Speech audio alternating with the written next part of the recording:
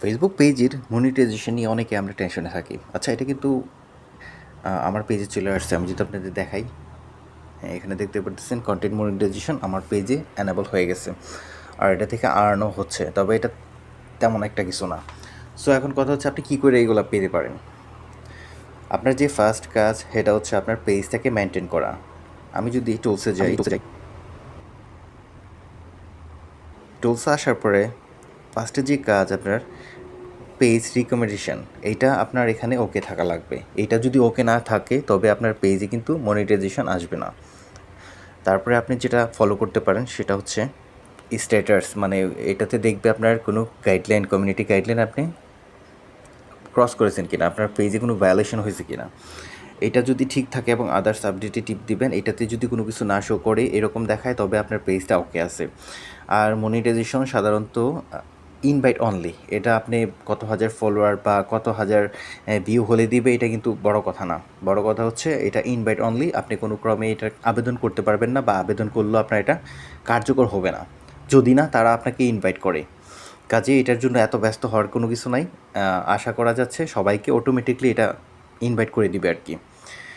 যদি আপনার পেজে কপিরাইট ভিডিওগুলো না থাকে, কপিরাইট প্রবলেমটা না থাকে, তারপরে আপনার পেজে যদি আপনি কন্টেন্টগুলো খুব হাই লেভেলের ভালো কোয়ালিটির দেন, তবেই কিন্তু আপনার এখানে মনিটাইজেশন চলে আসবে।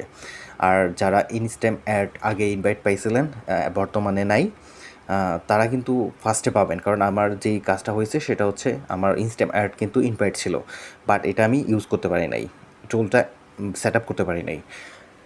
সেই কারণেই এটা কিন্তু আমি আর্লি পায়ে ফেলছি কন্টেন্ট মনিটাইজেশন। সো আপনারা ভালো করে ভিডিও বানান এবং হাই কোয়ালিটির ভিডিও ফেসবুক যেটা চায় এরকমভাবে তৈরি করেন। আর অবশ্যই কপিরাইট মিউজিক ছাড়া, যারা কপিরাইট মিউজিক ইউজ করেন ওরা কিন্তু এই জিনিসটা পাবেন না।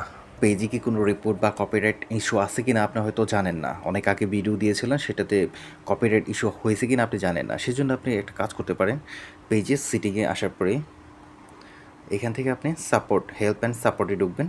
ঢোকার পরে এখানে দেখবেন আপনার সাপোর্ট ইনবক্স আছে, এটা একটু ভালো করে ফলো করবেন।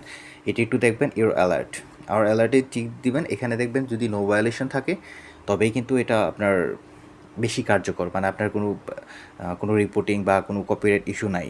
সেক্ষেত্রে আপনি কিন্তু এটা আরও দ্রুত পায়ে ফেলতে পারেন কন্টেন্ট মনিটাইজেশন। আর অবশ্যই একটা জিনিস ফলো রাখবেন, আমাদের সবচেয়ে বেশি প্রবলেম হয় মিউজিক নিয়ে। যদি মিউজিক নিয়ে কোনো প্রবলেম থাকে সেক্ষেত্রে কিন্তু আপনার এখানে বিভিন্ন ইস্যু শো করতে পারে। এইগুলো আপনি সেট আপ করে ফেলেন, ইস্যুগুলো সব ক্যান্সেল করে ফেলেন, তবেই কিন্তু কাজ হয়ে যাবে।